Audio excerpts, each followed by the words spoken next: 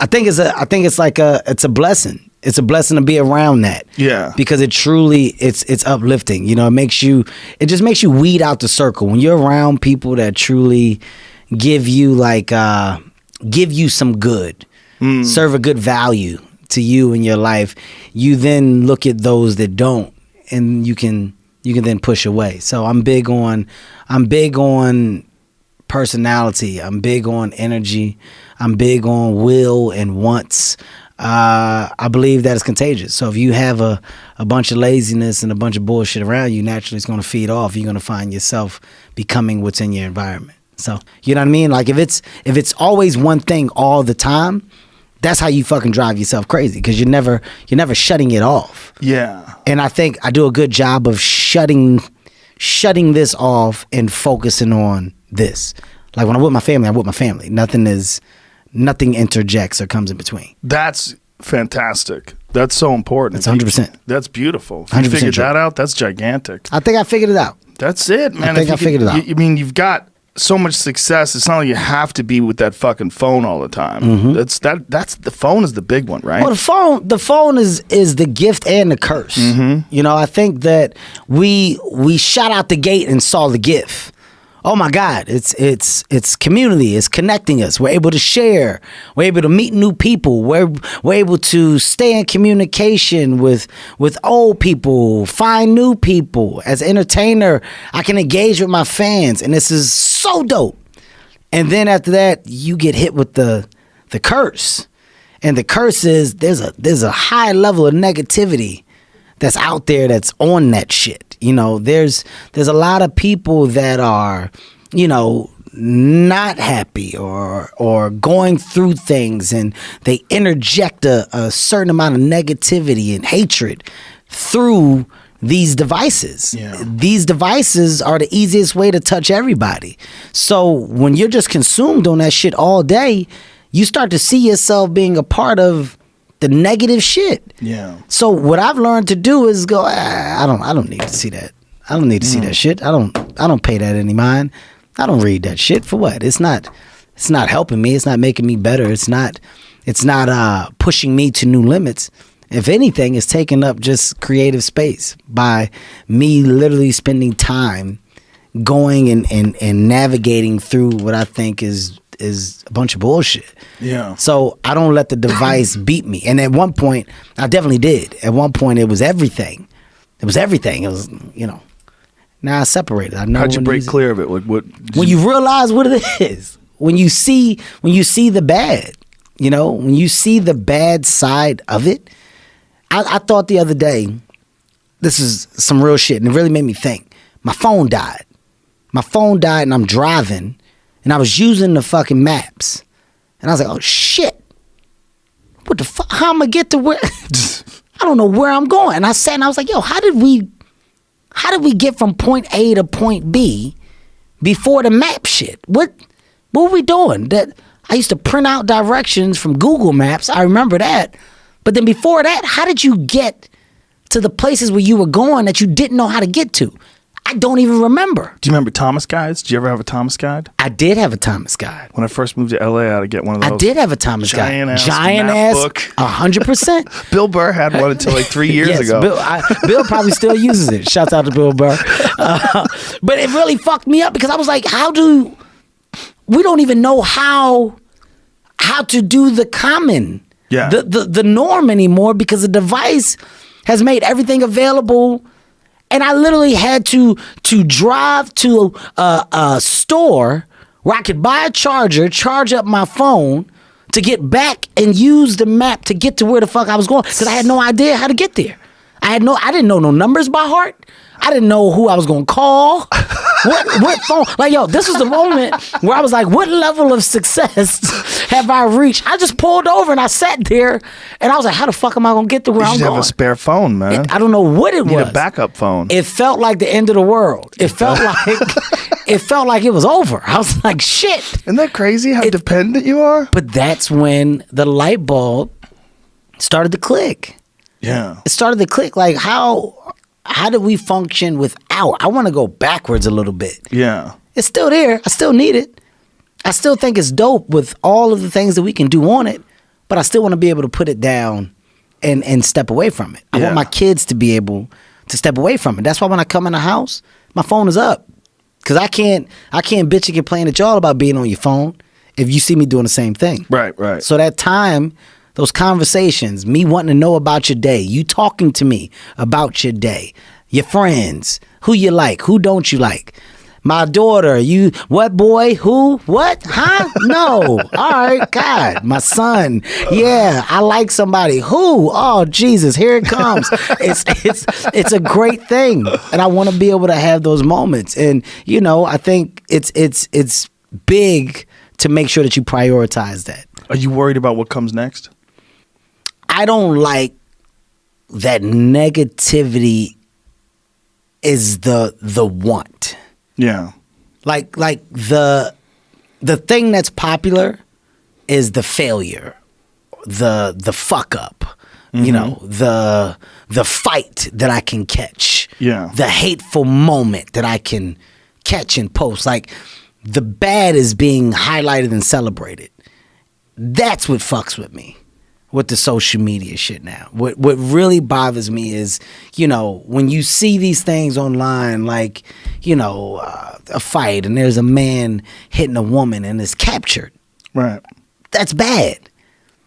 The bad thing is that you watched, that the video was more important than the actual help. Right. Or the moment to step in. And, you know, when you see these things where you're catching people do these things to kids and it's caught.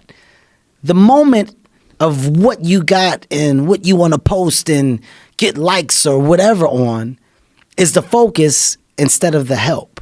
Yeah. And that's the part that is just, I just have a hard time processing. I have a hard time processing what the likes mean to certain people. Well, you get an extraordinary amount of attention, so it doesn't mean anything to you the way it means something to a regular person. But to a regular person, if they can catch some world star video and put it up there like, dude, that's my video. That's my video. Look, my video got 5 million hits. Yeah. My video has gone viral. My video's everywhere. For them, it's like it's a point of excitement. That's why when they see you, they're like, oh shit, how often are they going to run into Kevin Hart at, you know, Costco or wherever the fuck you were? That guy definitely run into me on you know, I'm in a bathroom restaurant and I go to the bathroom. You know, by the way that I went to the bathroom, you could definitely tell I had the shit. I was moving fast. I was, you know, it was one of those abrupt, you know, while you're eating. I'm eating bad, so I didn't eat bad in a while. My stomach immediately said, this is not going to happen today. So I get up and I go and literally like 3 seconds, I hear it as I'm walking. Oh, there go Kev Hart. And as I'm walking by, a guy gets up, follows me in the bathroom, and he's like, yo, I gotta get a picture, man. And I said, let me go to the bathroom. When I'm done, I'll take a picture with you. I go to the bathroom. This is a true story. Hand on the Bible. Hand on the Bible. I assume the guy is outside the bathroom. Because as I'm going, I see him and I say what I say. I get done. I go to the sink, wash my hands. He was just sitting behind the wall, and he's like, got his phone out. And I'm like, did he just take me while I was shitting? Did he put the phone over the thing? Oh, Jesus. Like, I'm about to be on, oh my God, it's over. This is it. This is my nightmare. Here we go. They're about to put something up of me shitting. It's the bottom of my feet. It's whatever. Yeah. But he just waited, and that moment was so important that he was in the bathroom. And as soon as I got to, come on, let's take it. I said, let's go outside the bathroom. Yeah. Let's take a picture. That's a bathroom. I said, I'm not going nowhere. I'm a nice guy, man. I'm going to take the picture. He's like, I just ain't want to lose you. And I'm like, there's not even a thought. There's not even a thought about it's a bathroom. Right. How weird is that? It's a bathroom, man. This is a pretty fucking weird moment, man. This is weird. Following you, waiting for you to shit. You just waited for me to finish shit, and I don't know what you got on your phone. Right. You're too big for me to ask to go through your phone, so I can't. Whatever you got, you got.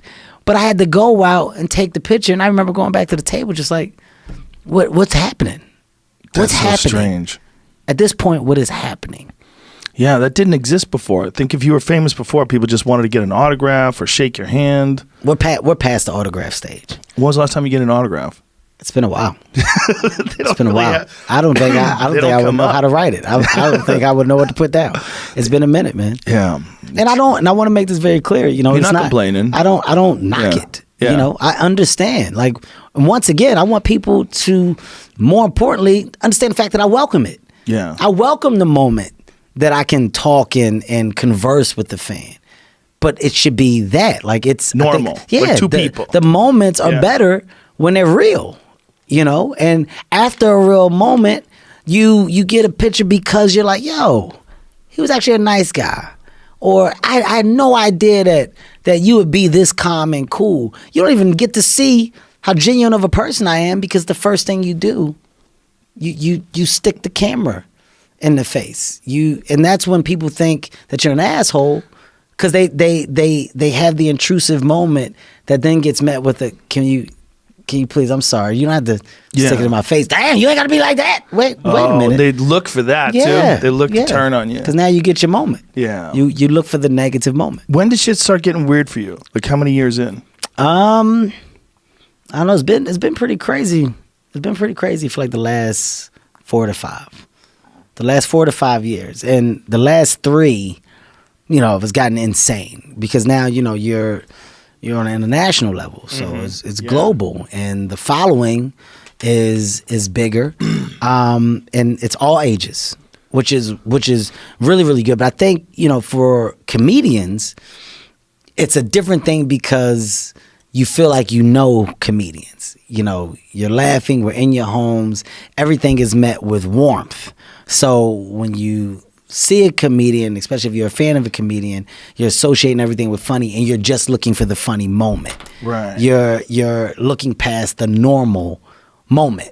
You know, it's like you almost are frowned upon if you're normal, if you're just chill. Right. Because everybody wants the funny moment. Right. They thought you were going to be funny all the time. It's like I'm supposed to pop lock. You know, right on site. You know, Yeah. like if it's 2 a.m. and you run into me and I say, hey, how you doing, man? That's not enough. When you work out your shit now, I've seen you at the Comedy Store, but only once. Like, where do you work out your shit? I like to go to random comedy clubs. You know, I think I'll go to New York first. New York has always been a home when it comes to building, putting some structure within a set that you're trying to figure out. Once I got a skeleton of what I want to do, I'll just go to West Palm. I love that comedy club, the Improv down there, and I'll stay that place is great. I'll stay for 2 weeks. Oh, really? And just go and run through some jokes. I'll go to Utah. I'll go to Denver. You do like Wise Guys? Yeah. Yeah. I'll go to comedy clubs, just random comedy clubs that you wouldn't expect to see me at, but I'll do a hell of a run. And the goal is to get out of there with just a foundation. It's not to have a complete set. I just want to get a foundation. So when I'm done getting the foundation, then I'll do a little comedy club run. I'll do a full comedy club run where I just put 2 or 3 months in, and it's comedy club, and I'm doing 7 shows a weekend. And people are shocked that I'm there and that I'm doing it. But, you know, that's my gym. That's how I work. And I end up leaving that period of time with a complete set after the first 3 or 4 months that I spent. Now, after that comedy club, 3 to 4 months doing that run, then I take it to like a small theater. I see what my laughter feels like in a small theater, and I do a little run in small theaters. And then when I finally feel like it's at a point where I'm getting the laugh consistently and the punchlines are working, and I flipped it back frontwards, forward, every direction, and my story is a real roller coaster, and it has an ending where I feel like we get off the roller coaster and we're happy, and you don't feel like you were there for an hour, is then when I go test it out in the arena. And if the laughter sounds the way it's supposed to, then I say, okay, I'm ready. If it doesn't, then I'll go back to small theaters, and then I'll go to an arena again. So not till that arena sounds the way it's supposed to, do I say I'm going on tour. So sometimes it takes me about a year and 3 months, a year and 4 months. You know, people don't understand how hard it is to develop an hour of stand-up material. You know, people act like you just turn on a new hour. It's an hour. To get to an hour, you're going through 4 to 5 hours of bullshit that you thought was funny. Yeah. To come up to that hour that you finally say, this is going to be the representation of me this year. Yeah. It's a lot for me to do that, especially at this level, you know? Well, especially while you're always doing movies and you're always busy with a bunch of other stuff too. It's tough. You don't. It's tough. Yeah, I mean, you don't take any breaks. Well, I tour. I actually, when I'm touring, if there's a movie, I make the movie schedule around the tour. So my shooting days will go Monday, Tuesday, Wednesday, Thursday, wrap Thursday, maybe have a show Thursday night, and then I'm going Thursday, Friday, Saturday. Sometimes no show Sunday, sometimes show Sunday, depending on what the work schedule and the workload for the following week would look like. So I'm implementing that in. So when I say I'm out, I'm out. I'm gone. Yeah. So I knock that movie out in 2 months. And then when I'm not, that tour schedule shifts. So the Monday, Tuesday, Wednesday, Thursday, dedicated to family, dedicated to the office, everything. And then those weekends are touring. Wow. But that tour lasts for a year and a half. I mean, this year we did 157 shows on my Irresponsible tour. Wow. 157 shows. Before you decided to put it on the Netflix special. Yeah. We did the Netflix, the taping. I think I did it 3 weeks before we were done. So we were probably at 143 shows. Oh, wow. Yeah. Then I taped it and finished the tour.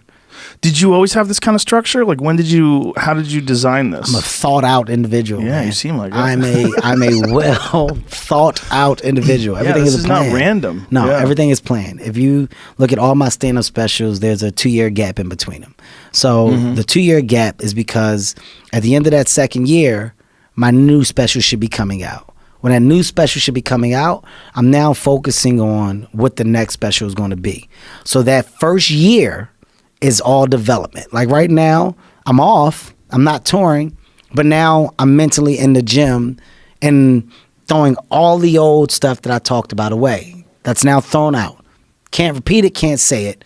Now it's talking about what the new version of myself is going to be.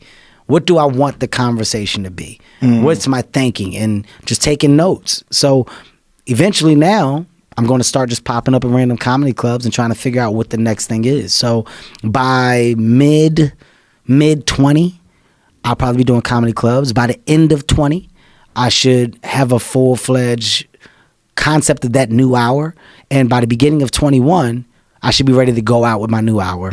End of 21, film my new hour. Mid 22, that hour would come out. That seems like a schedule a lot of people are doing now, the 2-year schedule. It's a perfect gap. Yeah, that's how I do. I know Louis C.K. did a year every year, and George Carlin did every year. But I think he said it really wasn't the right way to do it. That's tough. A year is tough. Yeah. I mean, that's a shouts out to those that can do it. I think that's amazing.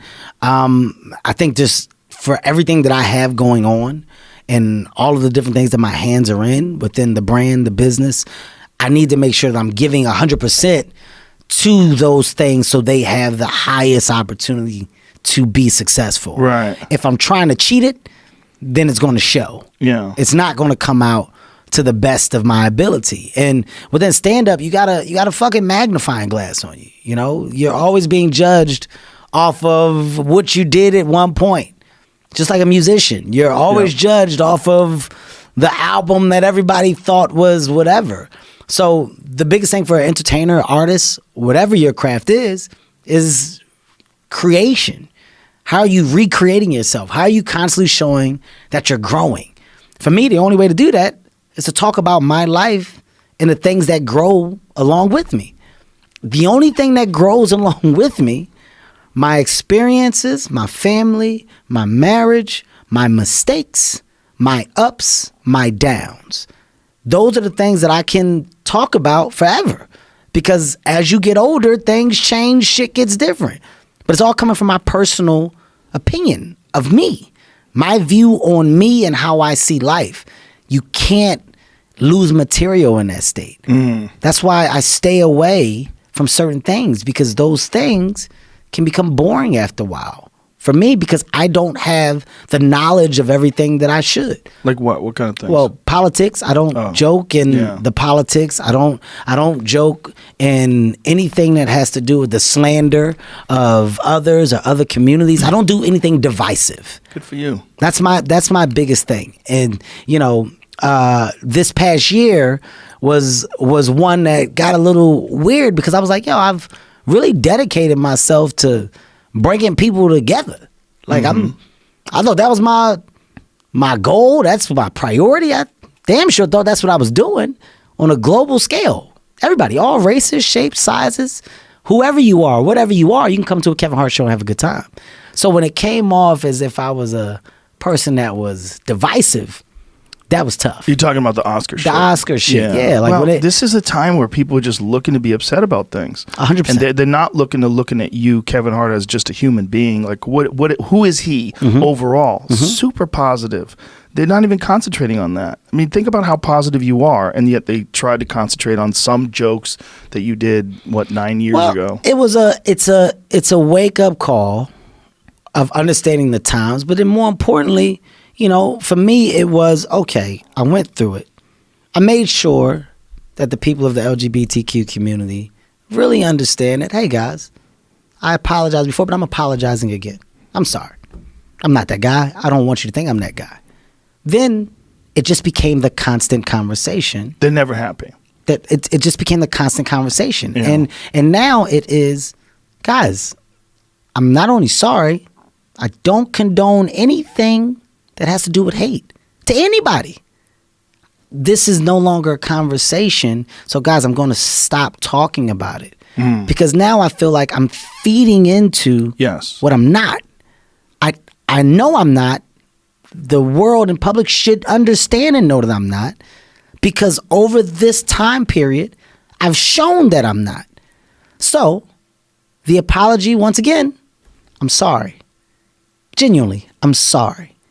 But then it never stopped. And at that point, I just made a decision. And I'm like, guys, at this point, I'm making a decision to not talk about it anymore. That doesn't mean that I'm being disrespectful to anybody. That doesn't mean that I'm shutting down anything. It means that for me, I'm going to stop talking about it, because at this point, I don't know what to do. At this point, I thought the apology is what you wanted me to do. I did it.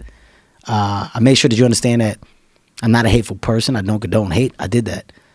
I stepped down so I don't take attention off of that night and those people that are there to be celebrated. I don't want to draw attention to myself and what's around me. I stepped down. Everything I did was for the better of good. I'm stepping away, guys, because I don't want this to be a negative night or a negative thing. And then it still became a conversation. So I waited for it to die down. I went on my radio show, gave another public apology. Made sure that he understand that I'm sorry. I hope these words didn't hurt anybody. I once again apologize. I don't condone hate to anyone. I hope that you guys can forgive me for those jokes of old. So now I say, if you don't understand it or you don't believe it, I don't know